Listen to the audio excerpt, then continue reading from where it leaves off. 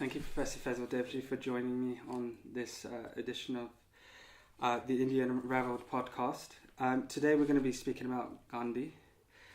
Gandhi's legacy has been carried down for generations. His teachings inspire people all over the world, from Martin Luther King, Nelson Mandela, the Dalai Lama. We also see that Gandhi is also indispensable in India's politics today.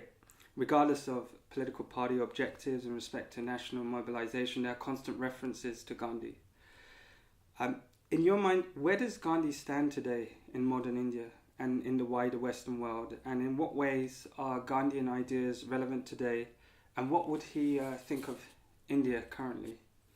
Well, that's a big question, but I suppose I would say that, as you suggest, Gandhi remains crucial even for his enemies in the way they organize their politics. Mm-hmm.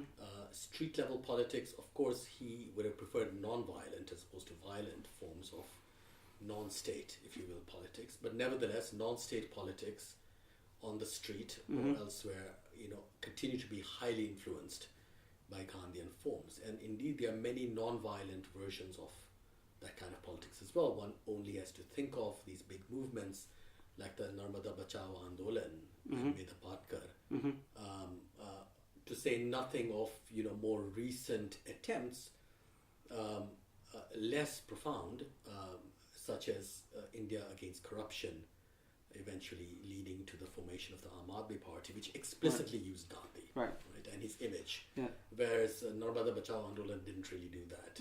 They used Gandhian practices. They didn't need to use his image. And all of those political movements which reside upon these great processions and walks, much like the Salt March.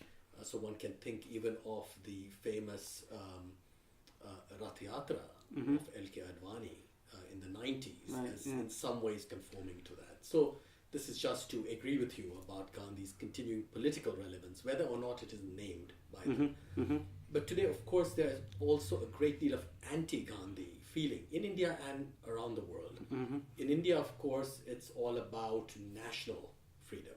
So Gandhi is seen as having been too weak, too tolerant, if you will, too non-violent, in the pockets or in the hands of in the supposed enemies of India, etc.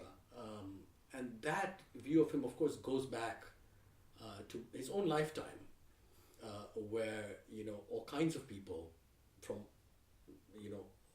all those groups who were opposed to the Congress accused him of these sorts of things. Outside India, he's now often seen as being illegitimately, I think, a racist during his career in South Africa, and we can come back to that. I'd love to discuss that further, And of course also seen as being sexist. But I would argue that today Gandhi's importance resides more in the global arena than in the national one. So, and this is in part, I think, because it doesn't have so much to do with the criticisms of him, but the fact that the moment of independence is now in the past, firmly in the past. It's, over 70 years now. And that's true of the whole world, not just of India. Of course, it was the first country to become free. And the post-colonial state has in some places fulfilled its promise, in many places it has not fulfilled its promise. And in a way, Gandhi has been liberated from that closure. He's no longer simply the guy who became the father of the nation, the guy who led India to freedom. So you can dispute his role in those aspects of his career. But as a result, he's become much more a global figure. Right. So a figure whom you turn to when you're thinking about climate change, global warming, and environmental degradation, which is, of course, one of the things that Narmada Bachao Andolan was about. Try to address, or you can think of him in terms of everyday politics, what individuals can do without really needing complex systems of governance or political forms like political parties. And that, of course, is what India Against Corruption initially was. Right? And there are many other movements of this kind, big and small, in India and around the world. And of course, I think most importantly, this idea that the individual actually counts for something, that it's no longer really the sovereignty of the state which is uppermost in Gandhian politics. That has been achieved in terms of independence. It is the sovereignty of the individual. How do you actually make your moral selfhood count in today's world? And I think in those three ways, Gandhi has shifted from a national icon into a global figure among activists, but also among scholars and thinkers. So as much as his stock has fallen in some places, in others it has risen. Okay, thank you. And what I mean, this is a question you may not want to answer, but what would you think? What would Gandhi think of India today, in your mind? Yeah, it's difficult to say because in his own day, especially just around the time before the time he died, India was convulsed because of the violence of partition. So he died at a most unhappy time, and yet it was also a time that was a happy time because it was the time of freedom, and the two of those things go together. And perhaps it is futile to have wished that it could have been otherwise. And Gandhi himself always said that in the midst of darkness, there is always a light. That even in the worst of situations, such as partition, the possibility existed for non-violence. It was indeed only there that the possibility primarily existed. So you will be familiar with his work, some of which I've explored in my own writing, on the Bhagavad-Gita, which of course is the great text, the penultimate piece of the Mahabharata. And Gandhi turns to it repeatedly as he turns to the epic, the Mahabharata itself. And for him, what's one of the things that's important about it is that, unlike much of Western political philosophy, it places morality and the possibility of non-violence at the very heart of the battlefield, which is a site of violence. And he calls that site a dharma kshetra, a site of duty, obligation, or religion. So unlike most Western political theorists, for which the battlefield, once you get to the battlefield, that is the end of, if you will, their ideas about harmony and peace and all the rest. For Gandhi, it is precisely in the midst of the battlefield that non-violence can be found and is to be found. That is its great opportunity. And of course, he describes it in his analysis of the Gita in various ways. So what I find fascinating is that even the darkest moments of a country, of a family, of an individual, of a nation, for him are moments of opportunity. So in other words, whether you think, and like in the days of partition, India can be seen as going in two directions at once. There is of course violence, there is of course poverty, there are many negative things. There is pollution, speaking of environmental degradation, but there is also an economic rise, however unequally distributed. There is also a very interesting foreign policy. The way in which the Indian government at the moment is negotiating, it seems to realize that there's a turning point in world affairs at the moment, and India is situating itself very, very interestingly. So there are many such things going on. So it's always a mixed bag. Okay. But that is the very kind of moment where you need non-violence most. Interesting. In the response to that last question, you mentioned the Bhagavad-Gita, and in the colonial context, the Bhagavad-Gita becomes an important book for many political activists and thinkers. Prior to that period, it seems the main concern for commentators on the Gita is theological salvation. But with the likes of Tilak and Aurobindo and Gandhi, we see an interest from a political position in the Gita. What was Gandhi's relationship with the Bhagavad-Gita? To what degree did it determine his moral outlook, his ethical outlook, his politics? I mean, it was crucial for him. Just to go back to something I said earlier, one of the ways in which a site of violence like the battlefield served for him also as a kind of arena for non-violence is because it allowed for an analysis of the limits of that violence. So, for instance, when writing about the evil army of the evil prince Duryodhana in the Mahabharata, The Kauravas, yes. The Kaurava army, he says, look, no army can hold together out of sheer evil. That even if the Prince Duryodhana is evil, his men can only hold together and be loyal to him out of goodness, because any army depends upon virtues like courage, bravery, sacrifice, friendship, all of these things, loyalty. If you didn't have these, no army could survive. So even if the leader is utterly selfish and self-interested, he must depend upon the goodness of others. And so what he says, therefore, is that the principle he draws from it is that even evil depends upon goodness. And as a result, in order to defeat evil, what you must do is withdraw the goodness that is already in it, upon which it depends. Which means, of course, that he doesn't see unalloyed evil anywhere.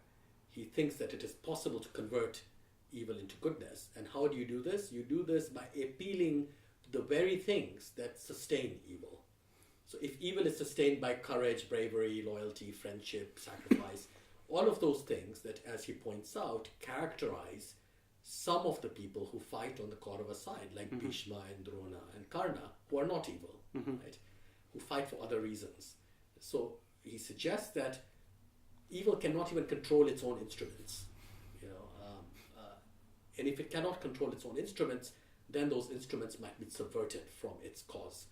And the way you do this is to represent in yourself, the non-violent warrior must represent in him or herself all these virtues in a greater measure than are represented by the forces of evil, and that allows for the conversion. So it's a fascinating analysis, and I've just given it to you in a very crude form, but it can be taken, as Gandhi himself does, in many different directions. So that's one way in which the Gita for him is crucial. Of course, it is also crucial because it is about what he calls desireless action. Nishkam karma, right? Yeah. So you have to do your duty without thinking of the consequence or its fruits. And it's an extraordinary thing to say, because what he realizes is that colonialism relies upon instrumentality, right? So it relies upon you thinking that you will gain something out of performing some kind of action. And what colonialism does in Gandhi's view, it creates a context in which your acts are necessarily loyal to the colonial regime because you're gaining something out of them. And Gandhi says in his 1909 tract Hind Swaraj, he said the reason why we Indians are enslaved is because we like it. We like the British and their goods, the commodities that they bring to us. We are hooked, we are addicted to them. They have created a context in which we actually gain something. And we don't understand that this gain is actually our subordination as well. So how do you break that logic? You break that logic not by asking for more, if only the British reform a bit, we will get more of what we like and less of what we don't like. That is just playing with the same order. What you must do is actually reject the idea, this instrumental idea of action, which is you're gaining something very material from it. And for him, the Bhagavad-Gita does precisely that, because Nishkam Karma is about doing your duty for the sake of it, and it will change the world. And you may gain all kinds of things from it or none. That doesn't matter. So it's a kind of attempt to hold on to your own individual sovereignty, as it were, which is no longer dependent on something that is to come. As he also says in Hind Swaraj, if you want freedom, it is in the palm of your hand. Swaraj. Swaraj is not something that is just going to come later. Some version of it will come later. But the moment you behave like the Gita would like you to behave, you already have Swaraj, right? So the immediacy of it, Gandhi is really keen on. Whereas, of course, the British, by their way of thinking, always think in terms of long time frames. Oh, you're not yet ready for freedom. You know, you need to be trained. You're too violent. You're too passionate. You're too religious. You're too whatever. You know? You fight too much amongst yourselves, and so you need a long period of training in order for you to be free. The British never said you should never be free. And Gandhi just cuts to the chase. No, there is no time span. You can be immediately free. And one reason why you can do that is because you reject this logic of I will do something in order to gain something. Right. Because that actually confines your actions. It confines your vision as well. Because the thing about behaving in the way the Gita wants you to behave, in his view, is that you open up the world. You know, many unexpected things will come if you don't try to get at that particular thing. Because he also argues that when you behave in this manner to get the fruits of your action, you know, you actually can never control the future to begin with. You might get what you desire, but there will be all kinds of unintended consequences. And all historical acts tell you that. All one's own acts tell one that. Right? So instead of trying to control the future, what you should do is become open to it. That doesn't mean anything will come, because if you are non-violent, the likelihood of good things coming are greater. You know, violence will produce more violence. Right. Non-violence will cauterize, as he often said. You know, put an end to the violence, purify it. So there are all kinds of ways in which the Gita works for him, politically and morally. And what it does is it just breaks the imperialist logic, which is all about lengths of time and instrumentality and, you know, what you want and all the rest. So just to repeat myself, Gandhi says, if you are constantly acting because you want something very specific, you're narrowing your vision, you're narrowing your politics, and you're in fact catapulting yourself back into the same colonial order that you think you're fighting. Interesting. In your writing, Impossible Indian, Gandhi and the Temptation of Violence, you challenge conventional views around Gandhi, popular beliefs around Gandhi, and particularly around the notion of Gandhi and his relationship with violence. Often he's presented as an unworldly pacifist and completely against nonviolence in all cases.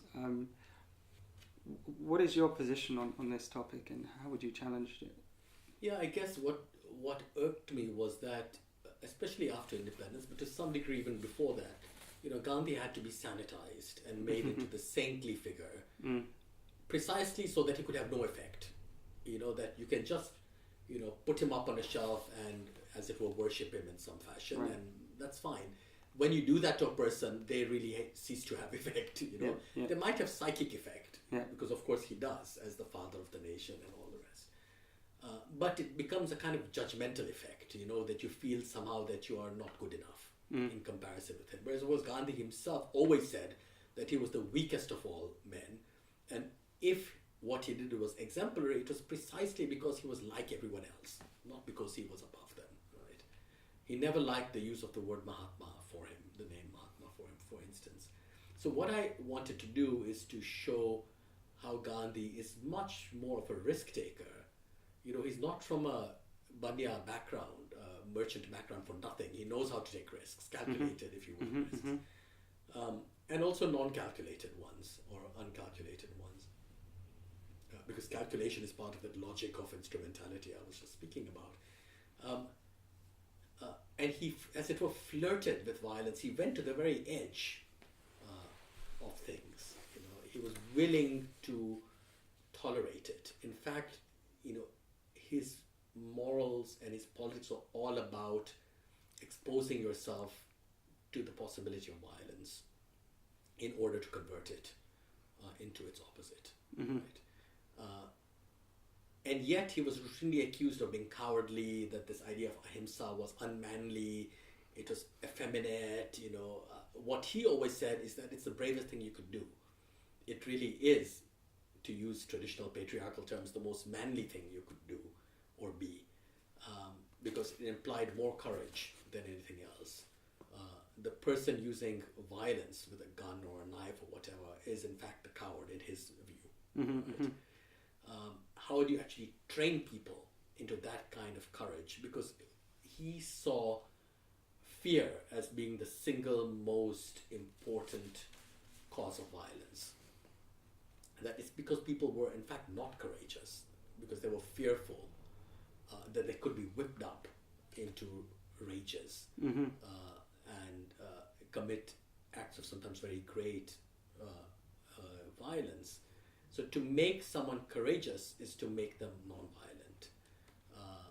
And he sometimes used all kinds of images which you would think unlikely, like, saying, how the soldier, for instance, was a model for non-violence, not because the soldier killed, but because the soldier was exposed to death. That the soldier was willing and able to risk his life. In other words, the soldier, like the virtuous figure in the Bhagavad-Gita, was someone whose duty superseded any gain. Right? He didn't fight in. If you're a soldier, you might get your pay, and of course you hope to go back to your family and all the rest and survive the war. But the fact that you're willing to put your life on the line meant that your actions cannot be determined by the gain, because the risk was too great. Right. The sacrifice was. Yeah. So he had all of these ways of thinking which were both ethereal but also quite homely. He had very homely examples as well.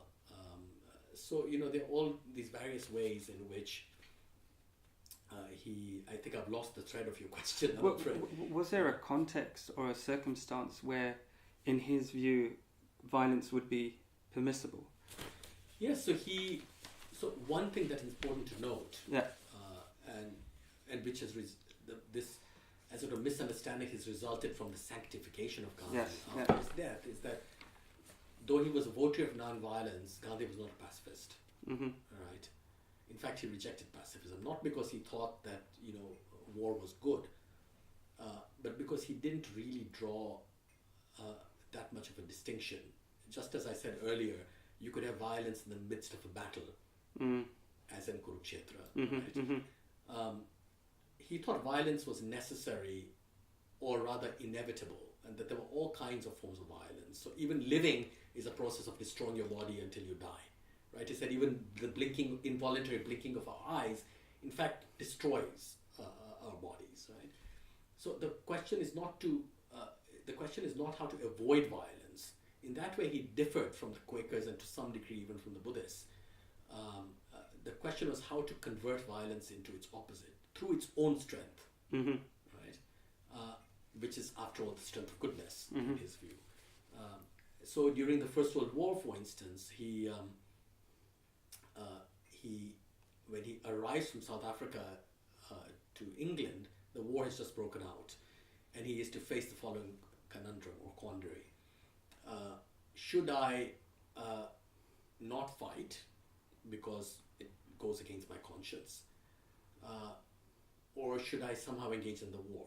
Well, he says, I cannot live in this country whose security and whose food supplies are guaranteed by the Royal Navy without in fact participating in the war inadvertently.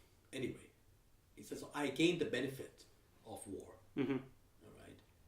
So either I go to Scotland and live on grass, where I'm not protected by the Royal Navy, or if I am to, as it were, cancel out the evil effects of relying upon war, which is to say the Royal Navy that guarantees my food, then I must somehow expose myself. I must risk something. So, as you know, he organizes an ambulance corps to serve on the Western Front in France and to care for both English and German and French soldiers. Right?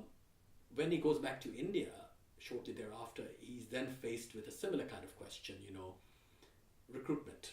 The viceroy of the time, wants Indian leaders to recruit soldiers for the Indian army that's fighting in Europe and in the Middle East. And Gandhi agrees to do so. He's not very successful, but he agrees to do so for these kinds of reasons. He thinks that, look, just as the hero Arjuna in the Mahabharata, he has arrived at the battlefield, whether he likes it or not.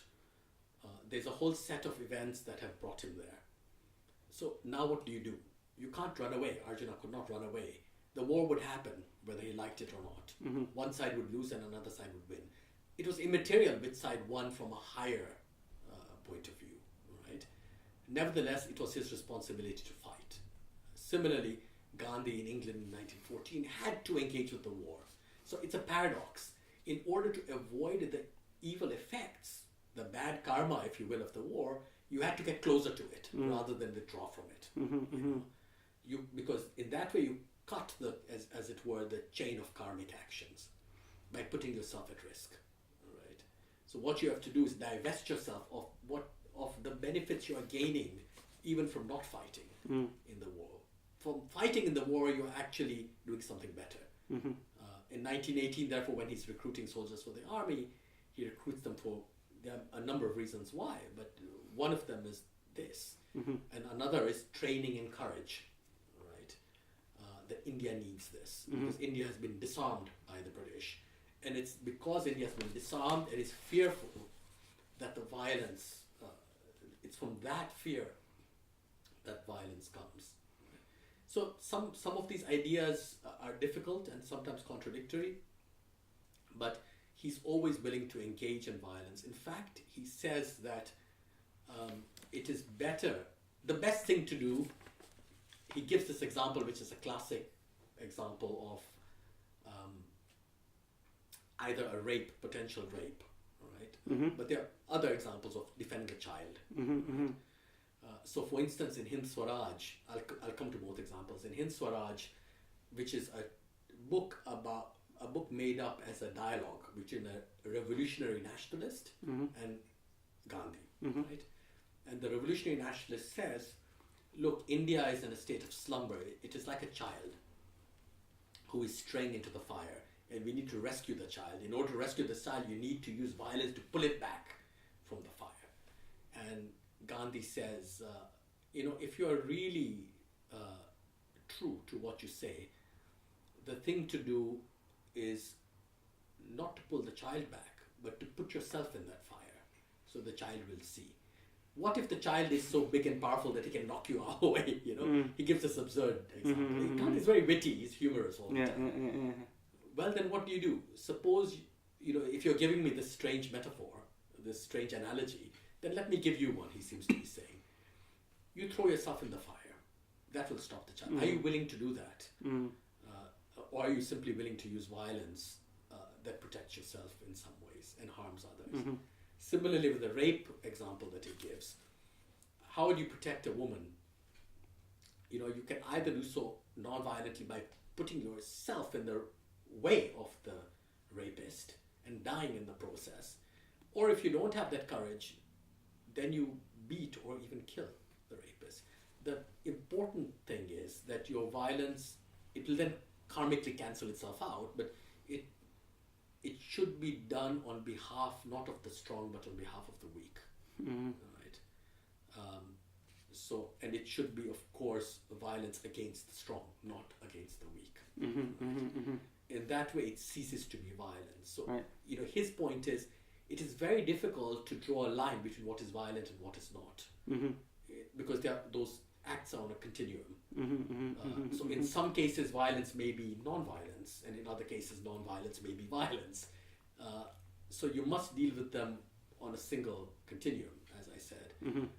And the way to determine what role they play is to understand what has brought you to this impasse and what your duty is. So Arjuna's duty, he's been brought to the battlefield of Kurukshetra by many acts, including his own. Now he's there. And as you know, when he's there, he wants to leave because he doesn't want to kill his preceptors and his friends, etc., in the army of the Kauravas. And his divine charioteer Krishna says to him in Gandhi's commentary, how can you leave? You have to fight. So this is the great irony. An irony to some, but not to Gandhi. How could the apostle of non-violence take as his key text this text, which recommends fighting violence, war? It was a very deliberate choice on Gandhi's part. Right. Earlier we mentioned, we referred to Gandhi's time in South Africa, and he spent over 20 years in South Africa. And recently, as we've seen in Malawi, there's a statue, a monument being built in honor of Gandhi, but has been stopped by the Malawi courts. And the protesters have argued that Gandhi has in the past expressed racist slurs and insults towards the African community, describing them as savages and kafirs. And you mentioned earlier in this dialogue that these are illegitimate claims. Could you expand on that? Yeah, I mean, there are many ways one can approach this. Of course, one is to say that, Gandhi, as he himself said, was a human being like others, right. and prey to the prejudices that people held in his time and of his class, etc. But I would actually go in another direction to suggest that whatever his prejudices were, undoubtedly he had them, like we all do. Gandhi in South Africa was a lawyer for the Indian merchant community. He was living in a society which was increasingly coming to be defined in racial terms.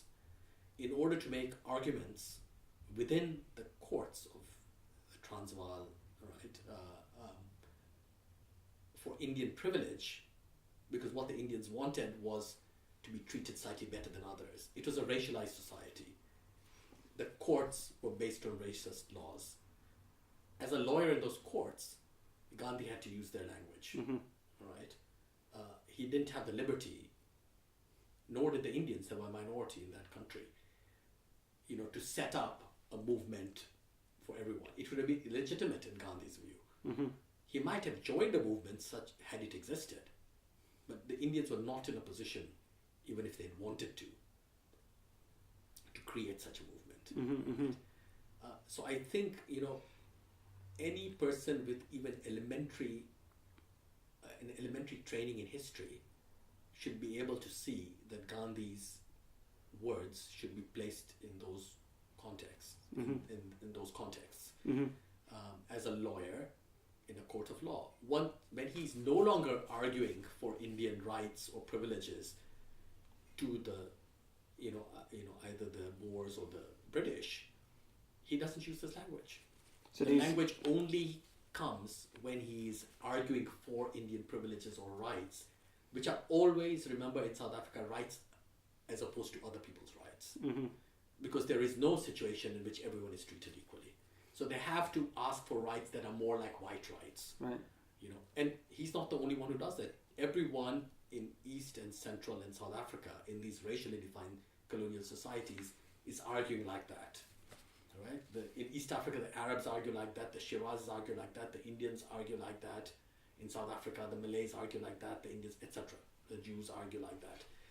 So it's as part of this racial system. The moment he goes back to India, he doesn't use such language.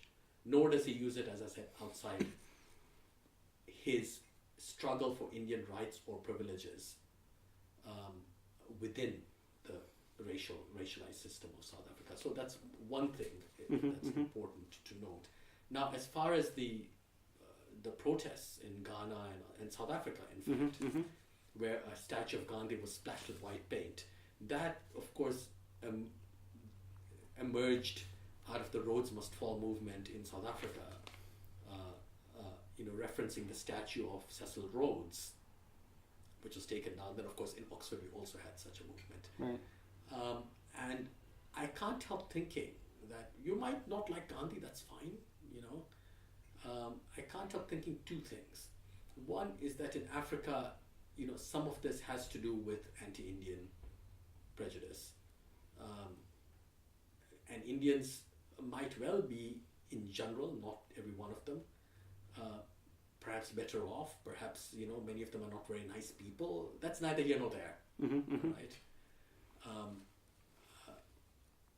If the local Indian community is somehow being targeted, as it is in South Africa by certain people, there's now a kind of increase in anti-Indian feeling, and Gandhi is somehow involved with that, then all those, who support the banning or whatever of Gandhi statues should be very careful what they do.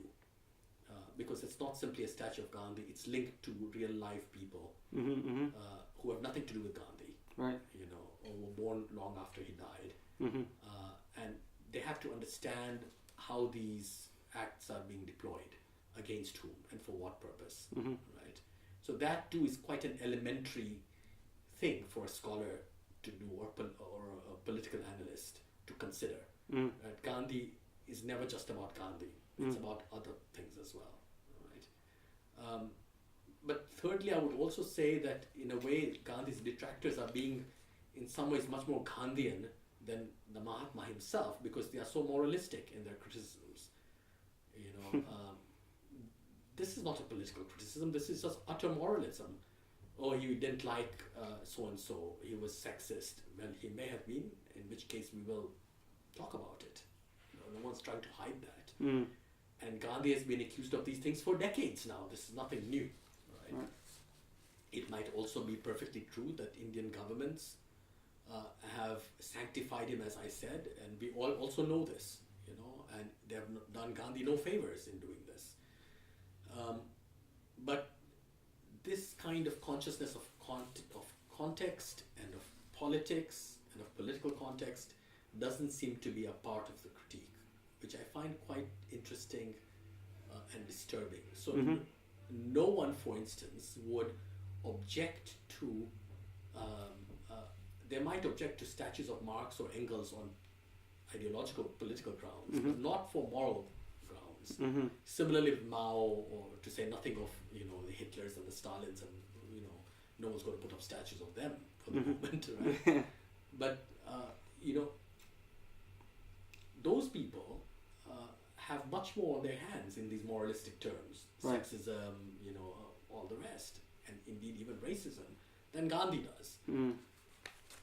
But they are either not criticized, or they're criticized for other reasons. And it's almost as if they, precisely because people can't find anything else to criticize Gandhi for, that the critique has to be so, as I'm saying, Gandhian, has to be so utterly moralistic. It's not Gandhian Gandhi himself wouldn't have relied upon such critiques, but it's all about, you know, he didn't like so and so. It's as if Gandhi's own critics are interested in making him into a saint, you know, whereas the rest of us have never considered him a saint to begin with, you know, but as a very interesting and historically important figure and thinker from whom you can learn, but you may not agree with everything he said. So how can you actually think about decolonization without having Gandhi front and center? I don't know. And what are you celebrating when you put up a statue of Gandhi? Are you celebrating him? Are you celebrating or marking anti-imperialism and decolonization, from which he's inextricable? It's never the individual. It's their role in history. And what they symbolize. Yeah. And yet, as I said with the critics, you know, they go for the individual. Right. Or they appear to go for the individual, whereas in some places, of course, the attacks are actually on Indian minority communities. That's very interesting. And another contentious issue surrounding Gandhi was his experiments with celibacy, and particularly his you know, laying with young women, his grandnieces, you know, where there was a 60-year age difference. This occurrence was criticized during his life and still today. What does this act indicate in regards to Gandhi's relationship with celibacy and women? And yeah, it's, you know, I mean, again, one of the interesting and puzzling things about Gandhi is that, not puzzling according to his own theory of how one should live, but according to ours. You know, he doesn't keep secrets. You know, he lives life in public, and so these acts were not private. Were not private acts. He didn't seek to conceal them. In fact, as you say, there was a debate about them even in his own lifetime. And you know, some people resigned. People working with Gandhi, they were horrified and all at them. So it's not a kind of furtive thing, you know, that he's saying one thing and he's doing another. So people often, Gandhi's critics accuse him of hypocrisy, but this is precisely not an act of hypocrisy, right? Because he's telling everyone. He doesn't mind, right? right? So clearly there's something going on which we might find disagreeable, but one can't call it hypocrisy. Secondly, the only interesting reading I've had of this is by Nirmal Kumar Bose, who was Gandhi's associate in Bengal, and who actually left Gandhi because of this. He objected to Gandhi, but he remained a Gandhian. Fascinating. And later in life, he wrote about his time with Gandhi, and he speculates that by this time, Gandhi was an old man. All his wife had died. His companions, his friends of his youth had died, and he had been elevated as a Mahatma. He literally had become inhuman.